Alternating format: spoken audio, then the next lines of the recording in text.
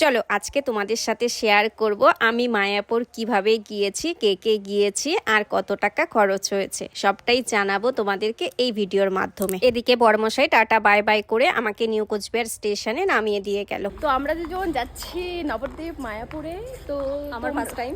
হ্যাঁ, আর আমার এটা নিয়ে 4 নাম্বার, মানে 4বার, এবার নিয়ে 4বার যাব। তো হঠাৎ করেই কার সাথে দেখা, পিকু শোনা, একটু হ্যালো বলো।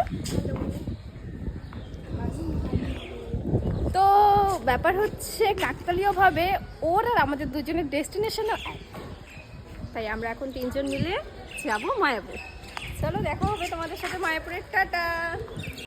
আগের দিন রাত্রেবেলা প্ল্যানিং, পরের দিন আমরা রওনা দিয়ে দিলাম নবদ্বীপ মায়াপুরের উদ্দেশ্যে। দুপুর 12টা 5 নাগাদ তিস্তা তোর্ষা ট্রেন চলে এলো আর আমরা সেই ট্রেনেই যাচ্ছি। যেহেতু আগে থেকে কোনো প্ল্যানিং নেই তাই জেনারেল কামরায় যাচ্ছি। আর ট্রেনটা আলিপুর জংশন থেকে যেহেতু ছাড়ে তাই নিউ কোচবিহার আস্তে আস্তে সিট পাওয়া যায়, কোনো রকম অসুবিধা হয় না। জেনারেলের টিকিট নিয়েছে 205 টাকা করে পার। ট্রেনে খাবার জন্য নিয়ে গেছিলাম ডিম, সেই ডিম সিদ্ধই খাওয়া হচ্ছে।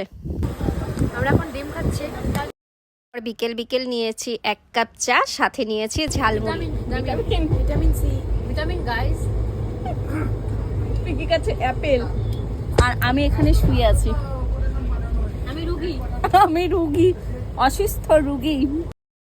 রাতের জন্য নিয়েছি রুটি আর ঘুগনি, সেটাই খাওয়া হচ্ছে সবাই মিলে। ট্রেনের মধ্যে গল্প হাসি মজা করতে করতে চলে এলাম নবদ্বীপ ধাম স্টেশনে। রাত 1:30 নাগাদ নবদ্বীপ ধাম স্টেশনে নামিয়ে দিল। সকাল 6টা নাগাদ ফেরিঘাটে গিয়ে 10 টাকা করে লঞ্চের টিকিট কেটে আমরা মায়াপুরের উদ্দেশ্যে রওনা হলাম। তো মায়াপুর চলে এলাম, তোমাদের সাথে দেখা হবে নেক্সট ভিডিওতে।